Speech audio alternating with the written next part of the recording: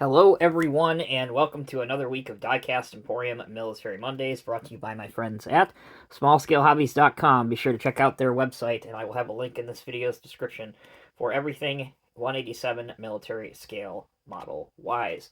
All right, subject of today's video, as you can see on the spin table, is the Caterpillar RTCH, or the Rough Terrain Container Handler. As its name would imply, this is used for moving and placing standard 20 to 40 foot containers up to 22.5 tons.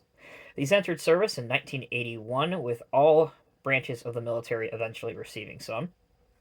It weighs 53 tons and is powered by a Caterpillar 3408 393 horsepower diesel engine. So essentially, the RTCH is a modified Caterpillar 988B wheel loader without the loader arms and bucket, but instead paired with a forklift mast. You can see that. A lot of the other components are shared between the two vehicles, and that's pretty obvious if you're familiar with the 988 series wheel loader. All right. After 1997, 43 new RTCHs were delivered, and they were based on the 988F model, as in Foxtrot, whereas, as I just said, the originals were based on the B model. All right, it can stack and unstack containers too high, or from vehicle to vehicle, or vehicle to ground. So by 2005, all the U.S. Army and U.S. Marine Corps RTCHs were completely refurbished by Caterpillar to extend their operational service life.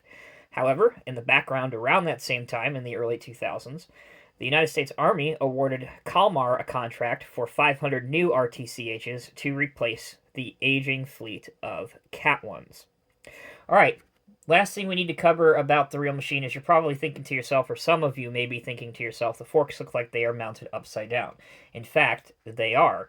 You can put the forks like this if you want to stack the containers at a higher height, and that's because they are picked up from the top.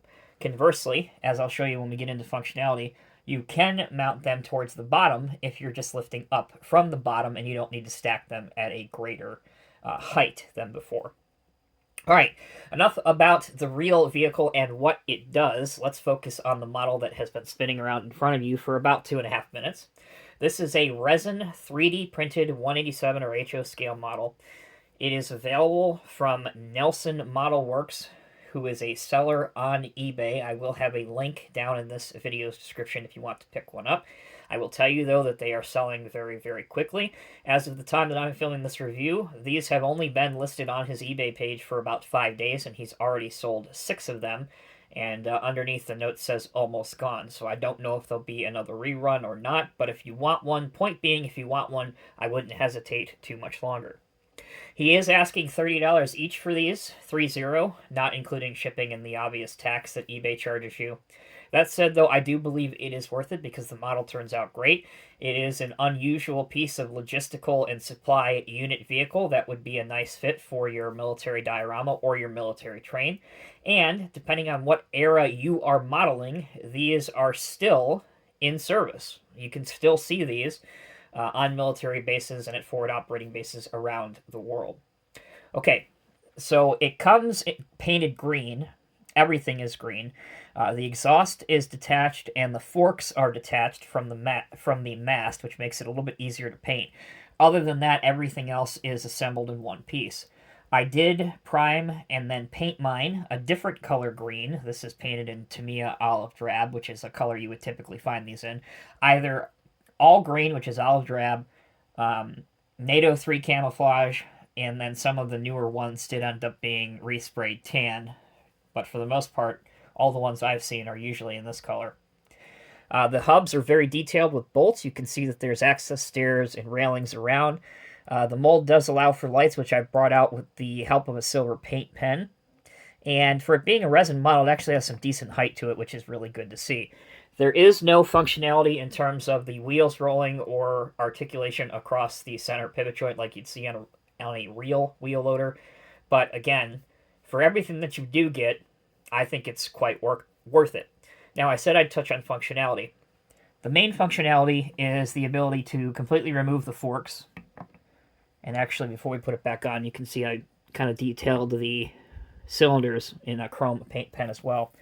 And then you can flip the forks around and remount them You can see how they line up here and here. There's a little bit of an indentation on both the top and the bottom. So you just slide the forks over like that, and there you go. You can have the forks on the bottom.